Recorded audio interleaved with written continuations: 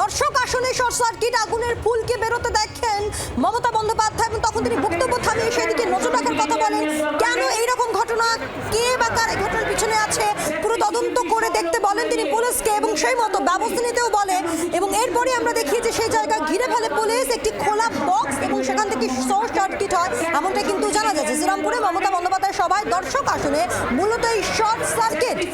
সব লোক তুলে দিয়ে এগুলো দেখার লোক নেই, এমন কিছু নিশ্চয় করতে দেবে না। তোর পায়ে লাগলে একটা শর্ট সার্কিট হয়ে যাওয়ার সম্ভাবনা থাকে। কেন এসব মিটিংয়ে চেয়ার নেওয়ার দরকার নেই?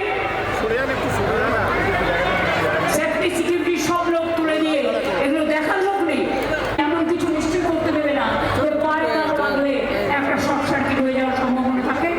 কেন এসব কড়া নির্দেশ মুখ্যমন্ত্রী মমতা বন্দ্যোপাধ্যায়ের, আপনাদেরকে শোনালাম। আমরা কথা বলবো, বিধান রয়েছে আমাদের সঙ্গে। বিধান, মমতা বন্দ্যোপাধ্যায় তার সভা, সেখানে এত বড় গাফিলতি কিভাবে?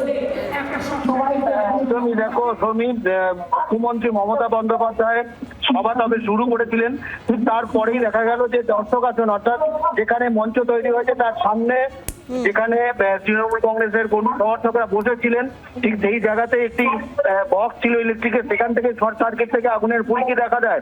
সঙ্গে সঙ্গে চাঞ্চল্য ছড়ায় এবং সেখানে পুলিশ কর্মী যারা কর্তব্যরত অবস্থায় ছিলেন তারা ছুটে যান এবং সেই দিকে যখন একটা চাঞ্চল্য তৈরি হয় তখন মমতা বন্দ্যোপাধ্যায় এর নজরেও সেটি পড়ে এবং তিনি সঙ্গে সঙ্গে বিষয়টি দেখতে বলেন পুলিশ কর্মীদের এবং কি কারণে এটা হয়েছে সেটার জন্য তিনি উৎসাহ প্রকাশ করেন এবং যে এই ইলেকট্রিকের যে ব্যবস্থা করেছে বা যিনি দায়িত্বে ছিলেন তার বিরুদ্ধে ব্যবস্থা নেওয়ার কথাও বলেন মুখ্যমন্ত্রী।